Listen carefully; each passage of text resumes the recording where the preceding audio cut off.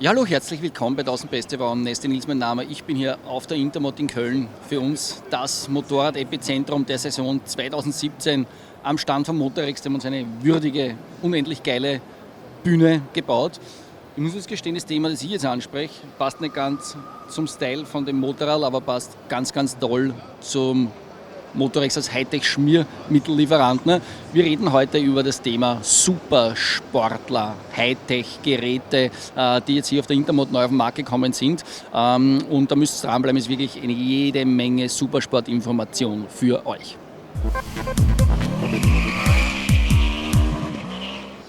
Tja, die Karten sind für mich jetzt neu gemischt im Supersportbereich. Im Prinzip nach jahrelanger Dominanz von BMW haben dann schrittweise die Japaner und die anderen Europäer nachgezogen und jetzt muss man sagen, heuer alle relevanten Hersteller am Markt ebenbürtige Produkte, die sich nur noch in Nuancen unterscheiden werden. Das darf ich gleich vorausschicken. Also Fans jeder Marke haben jetzt am Stammtisch wieder Möglichkeit für ihre eigene Marke ordentlich Gas zu geben. Fangen wir mal an mit derjenigen Marke, wo die Fans am längsten warten haben müssen, Suzuki, endlich neu, G6000, G6000R, 2 neue Modelle von Suzuki. Grundsätzlich war die G6R nie ein schlechtes Motorrad, aber sie hat halt einfach nicht mehr wirklich punkten können am Stammtisch und auch auf der Rennstrecke. Zu schwer, zu behäbig ein bisschen, zu wenig Elektronik. Da ist jetzt überall ordentlich nachgeschärft worden. Ich habe selber ein Interview auch gehabt mit dem CEO von Suzuki, also mit dem Big Boss, und habe ihn gefragt, ja, was war denn da los, wieso hat denn das so lange gedauert, bis Suzuki da endlich wieder zurückkommt. Hat er gesagt, ja, es sind da zwei Dinge zusammengekommen damals. Die Weltwirtschaftskrise hat Suzuki ordentlich getroffen und gebremst. Auf der anderen Seite sind 125er in Japan, in den asiatischen Märkten haben so geboomt und da haben sie sich auf das konzentriert und haben die anderen Dinge mehr oder weniger links liegen lassen. Sie haben aber gesehen, dass Sie diese Top-Produkte als Imageträger brauchen, um die anderen Modelle noch verkaufen zu können.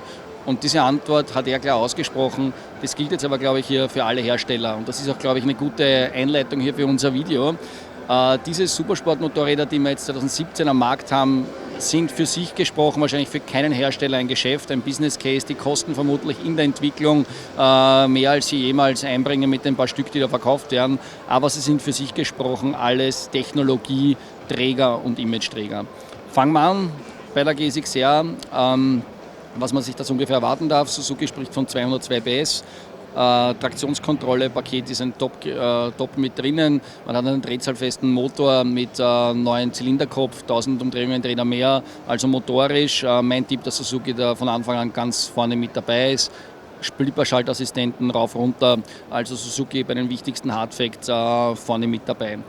Kawasaki hat im Prinzip ein Topmodell schon gehabt, hat jetzt aber nachgeschärft, hat den ZX10RR nachgeschoben. Muss man sich so vorstellen, dass diese Maschine dient im Prinzip als Basis für nationale und internationale Rennsportaktivitäten. Das sind einfach jene Rahmenbedingungen verändert worden, damit die Rennteams mehr Tuningmöglichkeiten haben. Darf man sich so vorstellen, zum Beispiel beim Zylinderkopf, andere Zylinderkopfdeckeln, damit man schlicht und ergreifend Tuning-Nockenwellen einbauen kann, die einen größeren Hub haben. Also an solchen Details wird da gearbeitet. ZX10R, ZX10RR von Kawasaki, ganz klares Motorrad. Das ist eine Basis für ernste Renneinsätze, kann man irrsinnig viel daraus machen, aber immer noch mit Straßenhomologation. Yamaha für mich war technologisch in Sachen Elektronikpaket führend bisher mit der R1M. Da haben jetzt einige Hersteller sogar nachgezogen mit einem elektronischen Fahrwerk, zum Beispiel Honda, zu denen kommen wir gleich. Yamaha hat jetzt hier auf der Intermod viele neue Modelle gezeigt oder einige neue Modelle gezeigt. Für die R1 kommt, glaube ich, ein bisschen was noch auf der EICMA, da wird ein bisschen abgegradet, auch hinsichtlich Euro 4-Thematik. Es gibt auf alle Fälle neue Marken, neue Farben. Yamaha für mich aber top auf einem Niveau, wo man auf dieser Liga mit diesen aktuellen Supersportlern dabei ist. Ganz neues Highlight natürlich, Honda, auch hier die Fireblade-Fans waren ausgehungert ohne Ende. Honda hat jetzt ein radikales Gerät auch an den Start geschoben und ich kann euch jetzt schon eins verraten, dabei wird es nicht bleiben. Das heißt, Honda hat jetzt hier präsentiert eine Honda CB1000 Fireblade SB und eine Honda CB1000 Fireblade SB2. Die Fireblade SB ist im Prinzip schon extrem leimend ausgestattet mit elektronischem Fahrwerk und klarerweise Super Traction Control auf Bosch-Basis, nicht selbst entwickelt von Honda, also auf Basis von Bosch. Schaut wirklich leimend aus. SB2 ist im Prinzip die Basis für ein Rennmotorrad. Und da habe ich auch ein Interview gehabt mit dem Large Project Leader von der Fireblade. Der hat die überraschenderweise ehrliche Antwort geliefert, als ich gesagt habe, wurde die Honda Fireblade SB entwickelt, um auf der Rennstrecke die schnellsten Rundzeiten im Vergleich zu anderen Fahrzeugen zu haben. Und er hat gesagt, nein, die Honda Fireblade SB ist kein Rennmotorrad, sie ist einfach ein gutes Motorrad und die SB2 ist die Basis für Rennmotorräder.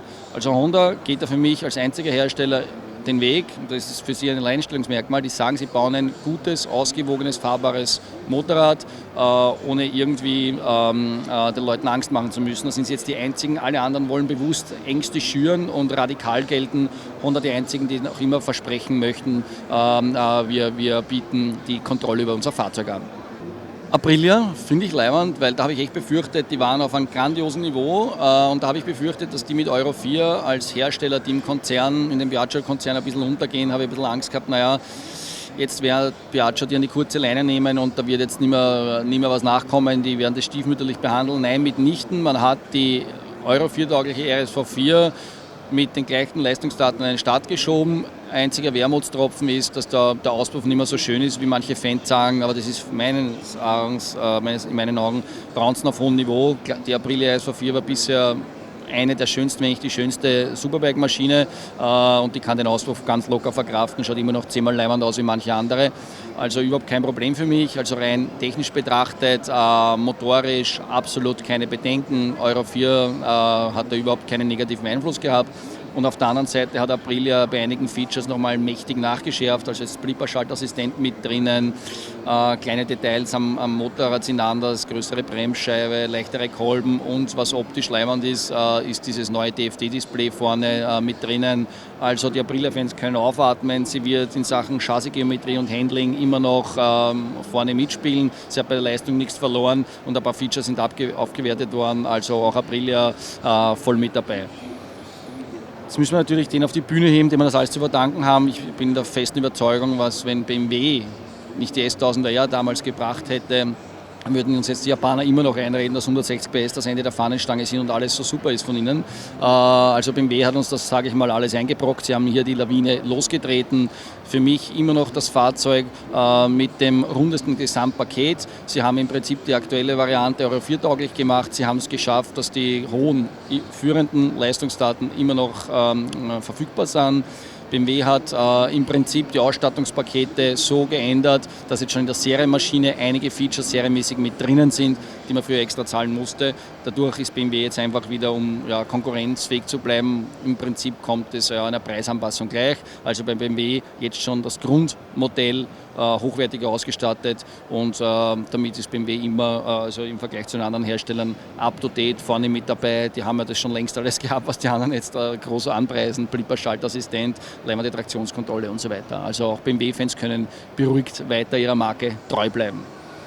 Last but not least, Ducati Panigale ist die einzige Maschine, die aktuell noch nicht Euro 4 tauglich ist eine Euro 3 Variante, steht hier noch am Stand von Ducati.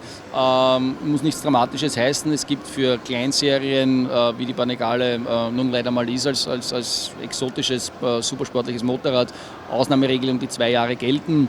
Für Ducati-Fans nur die Info, die Panigale, die 1299S wurde aufgewertet, vor allem in elektronischer Hinsicht. Da ist die Traktionskontrolle jetzt noch besser. In der niedrigsten Stufe, in der 1er-Stufe erlaubt sie grandiose Slides und die Regelung ist noch feinfühliger, direkt auf den Drosselklappenkörper. Also da vor allem softwaremäßige Updates und Ducati-Fans können also auch zufrieden und beruhigt sein, weil all die geilen Sachen waren schon drin, Blipper und so weiter und so fort. Aber wir sind natürlich gespannt, was passiert, wenn Ducati die Panigale auf Euro 4 upgradet. Bleibt da die Leistung erhalten oder gibt es da Probleme? Da sind wir jetzt noch gespannt im Moment. Ja, generell müssen wir sagen, bei diesen ganzen Supersportlern werden uns Autofans beneiden, weil wir Motorrad-Enthusiasten kriegen Motorräder von den Herstellern, egal ob Honda, Suzuki, Kawasaki, Yamaha, BMW, wer auch immer ist. Wir kriegen Motorräder präsentiert, die viel, viel näher dran sind an den Rennmotorrädern, selbst an den MotoGP-Maschinen, als sich Auto-Enthusiasten träumen würden. Ja, also das, was man im Schauraum kaufen kann, bei Porsche selbst oder selbst bei Ferrari, hat so gut wie nichts mit dem zu tun, was auf den Rennstrecken draußen herumfährt. Auch die Rallye-Autos sind weit weg von dem, was man an der Stange kriegt.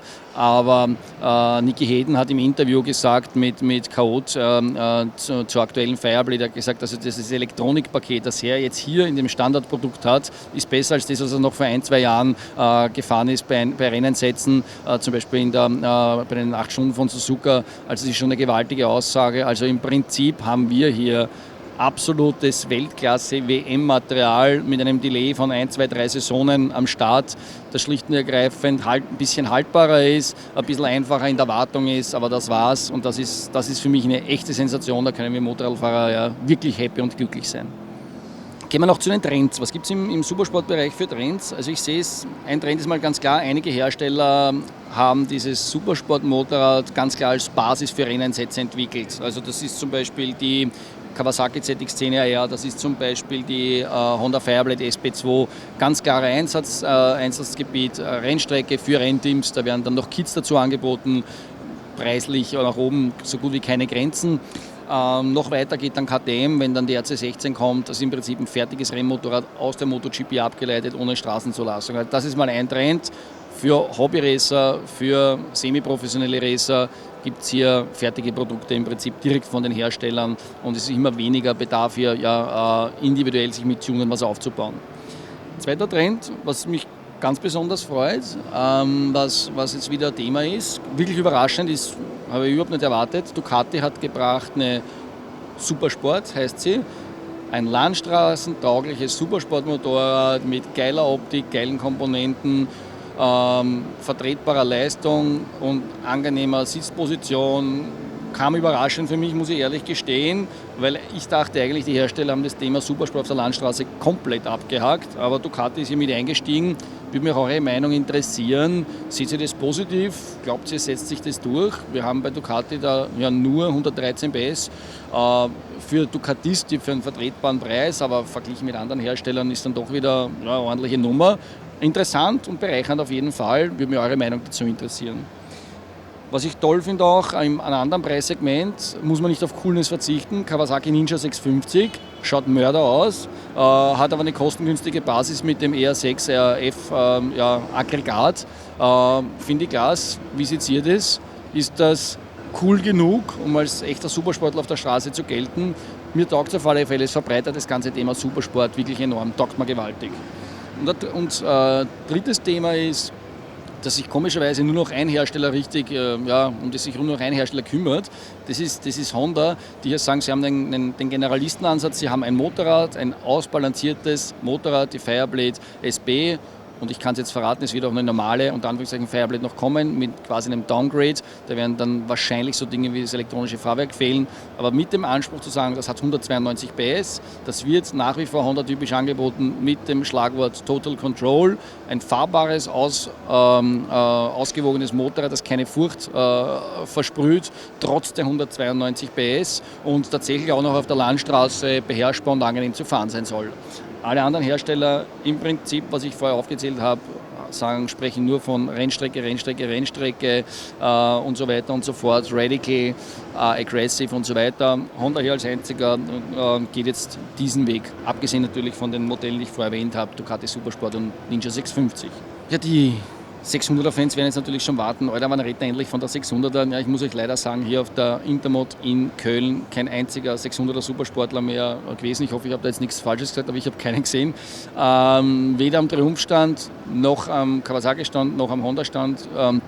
Was ich jedoch gesehen habe oder was ich gehört habe, ist, dass Yamaha noch was bringt. Eine R6, die wird kommen.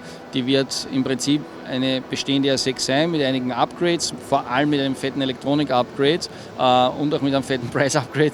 Also das wird keine günstige Supersport-Alternative zu der 1000er sein. Das wird ein Hightech-Gerät sein wie die 1000er mit einem bisschen günstigeren Preis, aber da werden wir in 3 oder 4 Wochen mehr wissen.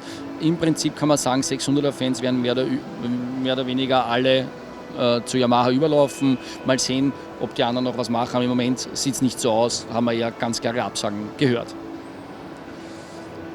Was sage ich euch? Im Prinzip gibt es für mich im Supersportbereich ein paar Must-Haves, die jeder haben muss, die teilweise jetzt schon flächendeckend drin sind. Das sind für mich Traktionskontrolle, ist kein Thema mehr, hat jeder drin. Es ist für mich ein Track-taugliches ABS-System, passt auch und ist für mich ein Blipper. Also die Hersteller, die das jetzt noch nicht drinnen haben, bitte schleunigst nachrüsten. Das gehört einfach rein. Aber im Prinzip der Trend geht ganz klar dahin und das funktioniert einmal und das passt.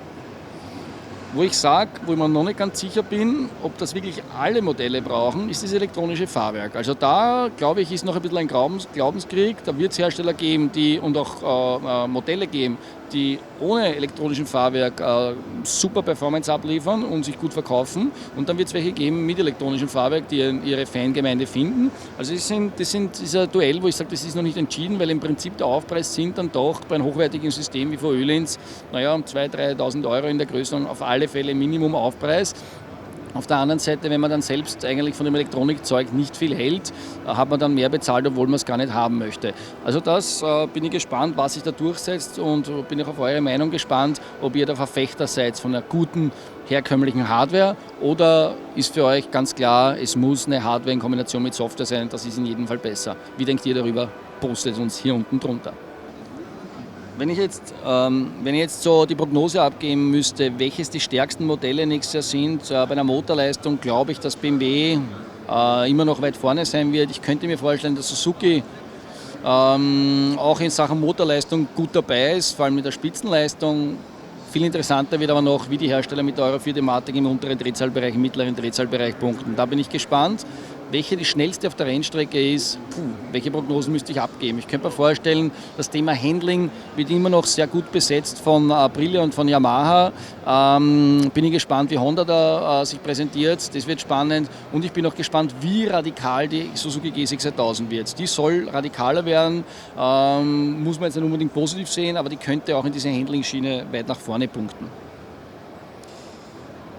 Am Ende des Tages wird das Motorrad für dich am schnellsten sein, auf der du die beste Sitzposition hast, auf der du dich am besten wohlfühlst, wo der Charakter am besten passt. Das wird auch so in unser Standardsatz jetzt sein bei 1000 PS. Das Niveau ist so ebenbürtig, so gleich, dass die Körpergröße, die individuelle, wesentlich mehr Einfluss schon hat auf das, was ist für dich das bessere Motorrad, als die jeweiligen Ausstattungskomponenten. Also da werdet ihr die ein oder andere Sitzprobe nicht aussparen können.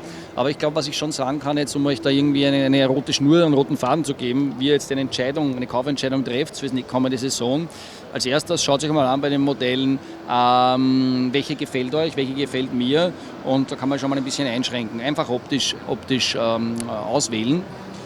Danach schaut euch an, was habe ich mit diesem Motorrad für Möglichkeiten, wie viele Upgrade-Möglichkeiten habe ich da, wie viele Upgrade-Möglichkeiten sind schon drin, wie viel bieten die eingebauten Elektronikdinger und nutze ich diese Möglichkeiten auch. Also wenn ihr jetzt sagt, ich hasse elektronisches Fahrwerk, ich will den Scheiß nie angreifen, dann kauft euch bitte nicht so ein Teil, das kostet 3.000 mehr und ihr habt nichts davon, weil nur ganz von alleine ist das auch nicht besser, man muss sich auch damit beschäftigen.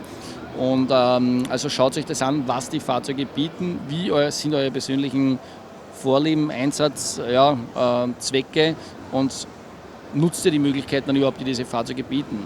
Und last but not least war für mich persönlich damals die Kaufentscheidung, die Yamaha E1M zu nehmen, ist in Wahrheit, bei welchem Fahrzeug kriege ich bei mir in der Region den entsprechenden Support vom Händler. Da muss ich sagen, da werden die Hersteller, wenn man offen sein darf, den größten Bedarf haben. Es sind hier in den Fahrzeugen extreme Hightech-Geräte und Ingredienzien verbaut und die Händler draußen haben teilweise nicht den kleinsten Schimmer, wie man das alles konfiguriert, adjustiert. Ich weiß es selbst an der Rennstrecke mit meiner R1M, kommen immer wieder Leute her, kannst du mir bitte helfen, wie ich das mit dem iPad verbinde? Mein Händler weiß es nicht. Also im Prinzip, wenn man jetzt, Honda wird eine ähnliche Systematik haben, im Prinzip ist man da als Kunde gefordert, sich da auch den Händler entsprechend anzusehen, ob der einem dann helfen kann. Und wenn ich um die Ecke einen Honda-Händler habe, wo ich weiß, und das ist ein großer Rennstrecken-Fan, dann würde ich eher sagen, kauft euch die Fireblade und nicht ein anderes Fabrikat, wo der nächste Wifi-Händler 200 Kilometer weit weg ist. So als Beispiel. Also das, glaube ich, wird in Zukunft die wichtigste Entscheidungsgröße sein, wo habe ich in meiner Umgebung einen Händler, der dieses Supersport Hightech im Griff hat, damit er euch helfen kann, dass es ihr auch im Griff habt. So, und jetzt hoffe ich, habe ich euch als Zuseherinnen und Zuseher alle fest im Griff gehabt. Wir sind ja fertig mit meinem Supersport Latein. Wir haben hier jetzt auf der Intermod noch, ich glaube, 100 weitere Videos gemacht, damit ihr dann nichts verpasst. Abonniert jetzt mal oben den Kanal, das ist absolute Pflicht. Und Nummer 2 ist, euer Feedback ist mir ganz wichtig. Geilster Supersportler, geilste Ingredienzien, postet es hier drunter. Und ich werde mir jetzt schleunigst was zum Trinken holen hier am Stand vom Motorex. Danke fürs Dranbleiben und tschüss.